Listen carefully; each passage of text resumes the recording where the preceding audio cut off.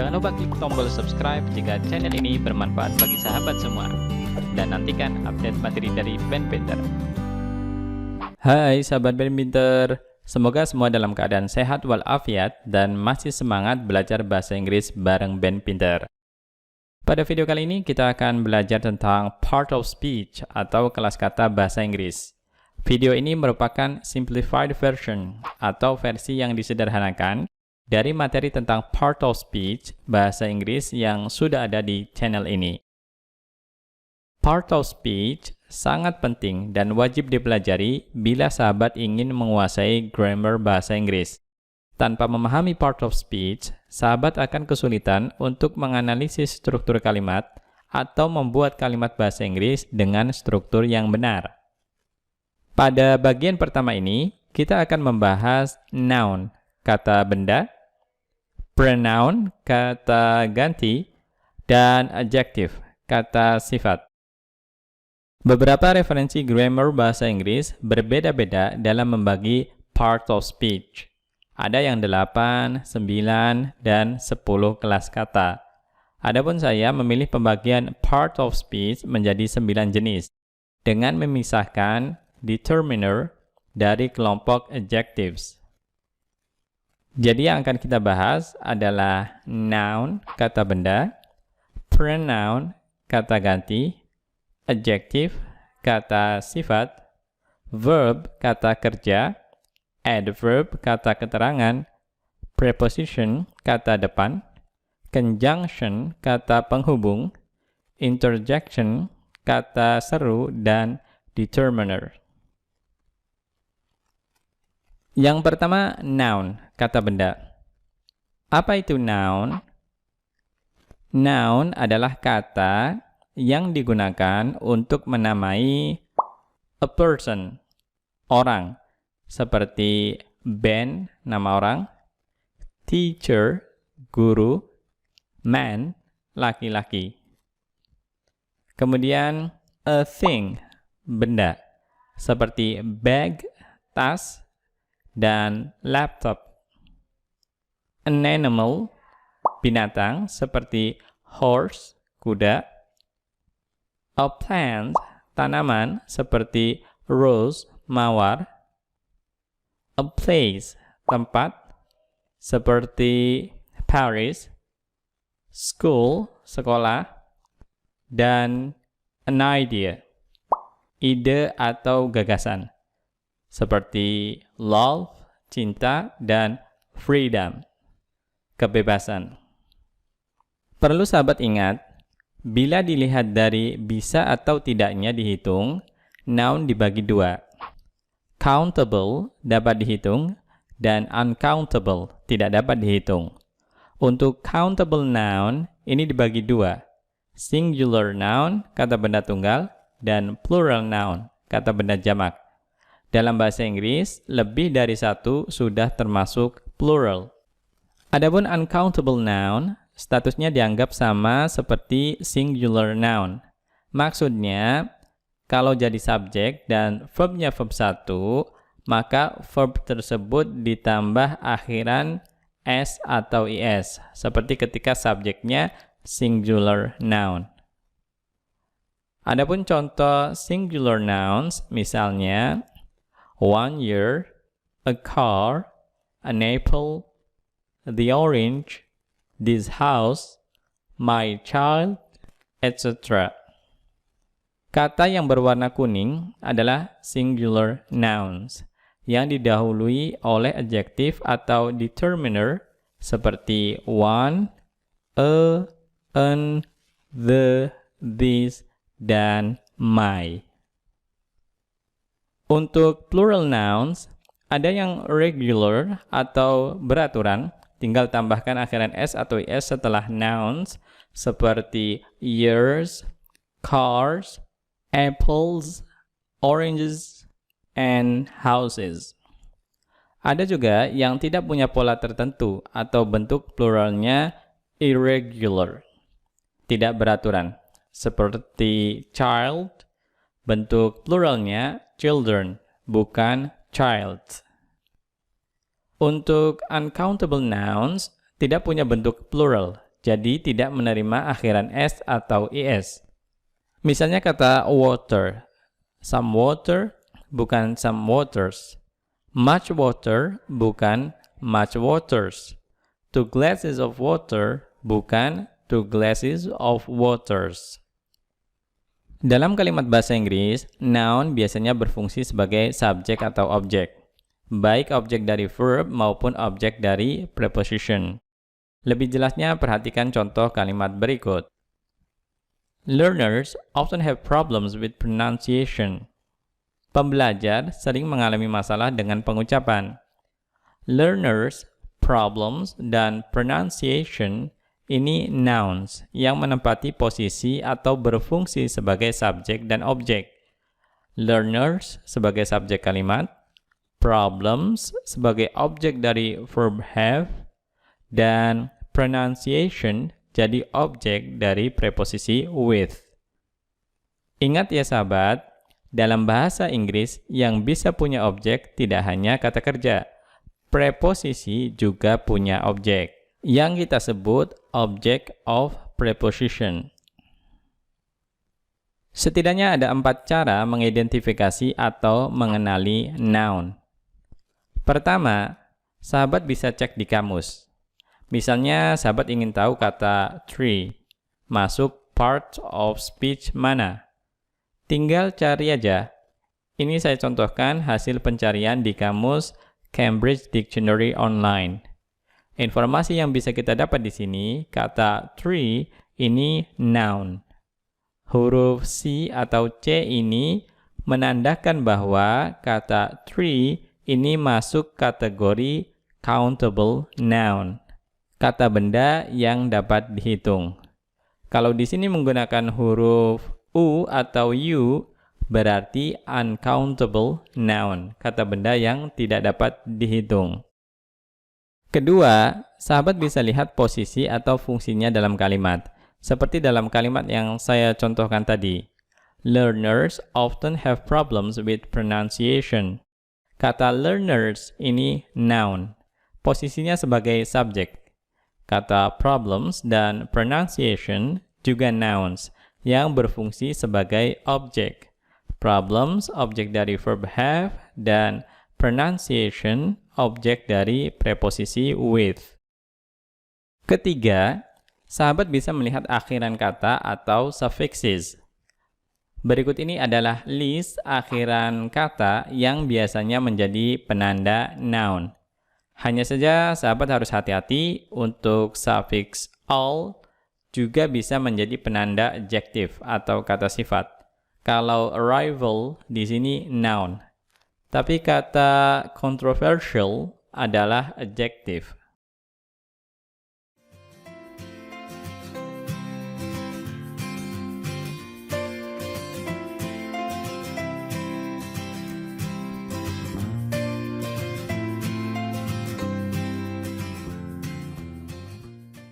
Keempat, sahabat bisa mengenali noun dengan mengajukan pertanyaan, can I have it? Bisakah saya miliki?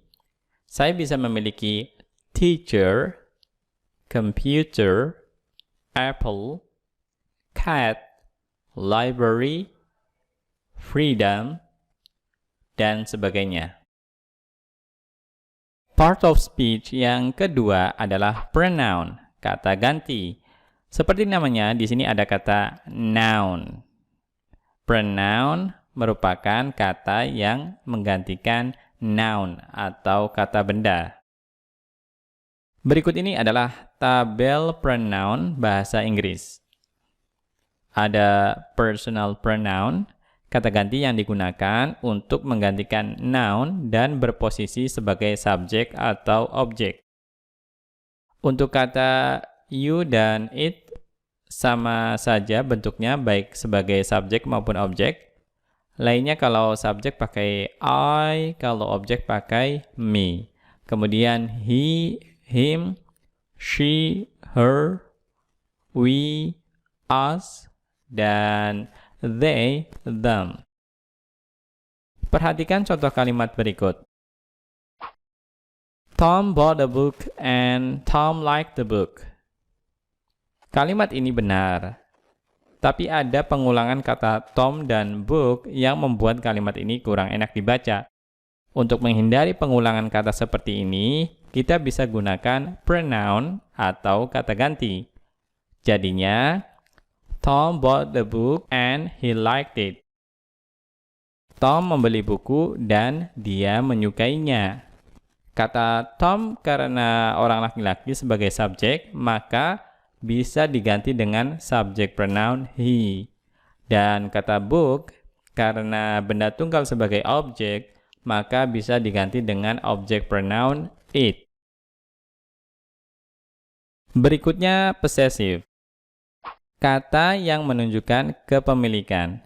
Ada possessive adjective atau disebut juga determiner, dan ada possessive pronoun.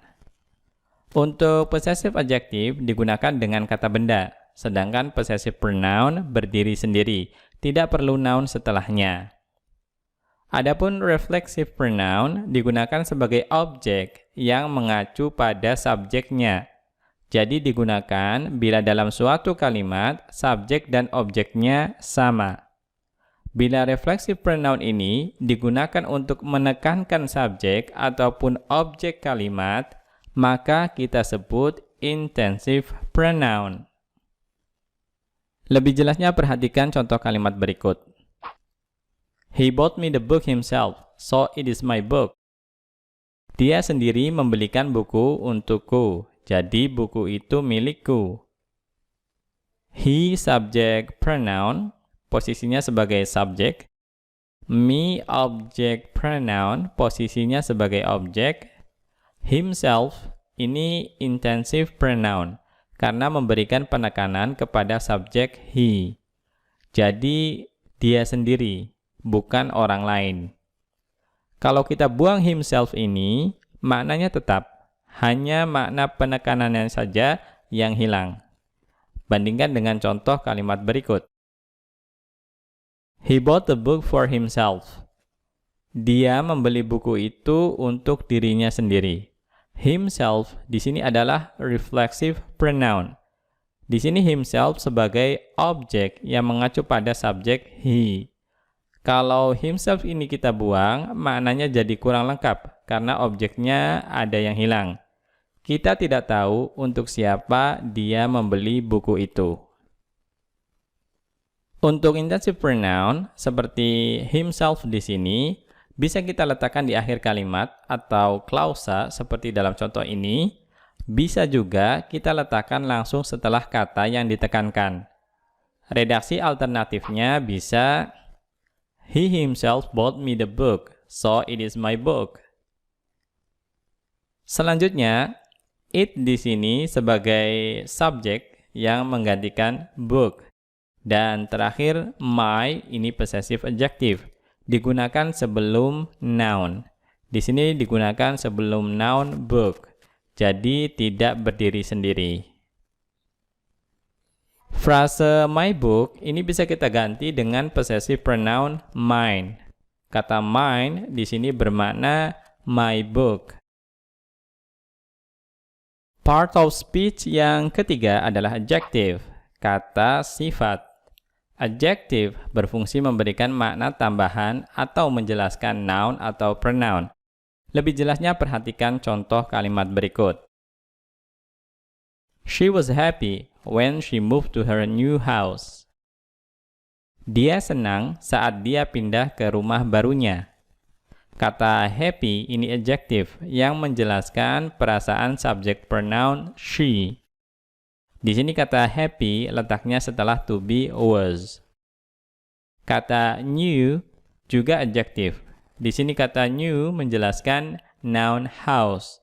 Letaknya sebelum noun yang dijelaskan, yaitu house.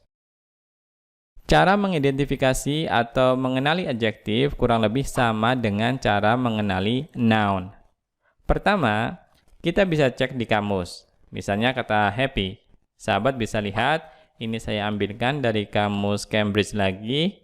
Kata happy ini adjective, bersinonim dengan kata please. Kedua, kita bisa melihat posisi atau fungsinya dalam kalimat, seperti kalimat yang tadi saya contohkan. She was happy when she moved to her new house. Kata happy ini adjektif yang menjelaskan pronoun she, dan kata new ini adjektif yang menjelaskan noun house. Jadi, adjektif perlu sahabat ingat kembali menjelaskan noun atau pronoun. Posisinya bisa sebelum noun seperti new ini atau setelah linking verb. Di sini to be, was. Linking verb adalah kata kerja penghubung yang menghubungkan subjek dan predikat kalimat. Linking verb memberikan makna keadaan. Selain to be, linking verbs yang umum digunakan antara lain appear, look, seem, artinya nampaknya atau kelihatannya. Feel, merasa atau terasa. Sound, kedengarannya. Remain, stay, keep, tetap. Smell, baunya. Taste, rasanya atau terasa. Dan become, get, turn, grow, artinya menjadi. Contoh kalimat yang menggunakan linking verb feel. I feel safe here. Saya merasa aman di sini. Selain dari posisi atau fungsinya dalam kalimat, kita juga bisa mengenali adjektif dari akhiran kata atau suffixes. Berikut ini adalah list dari adjective suffixes. Sahabat perlu ingat, sebagian akhiran kata ini seperti halnya akhiran kata pada noun, terkadang juga menjadi ciri akhiran untuk kelas kata lain. Misalnya kata daily yang berakhiran li, ini adjektif. Tapi akhiran li ini lebih sering menjadi ciri dari adverb atau kata keterangan. Seperti pada kata fluently. Kita akan bahas tentang adverb pada video part of speech berikutnya.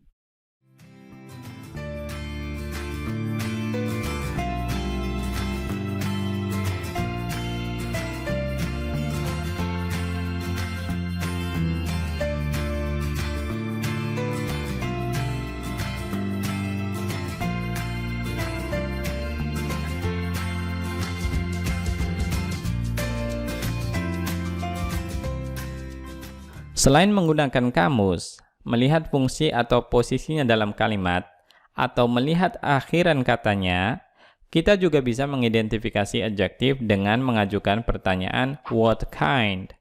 Macam apa? What kind of noun is it? Noun macam apa? Contoh, a new house, rumah baru. What kind of house is it? Rumah macam apa atau rumah seperti apa? A new house. Contoh lainnya, a successful business, an honest man, dan boiled water. Kata-kata yang berwarna kuning ini adalah adjectives. Kata new, successful, honest, dan boiled ini adjectives yang menjelaskan noun setelahnya.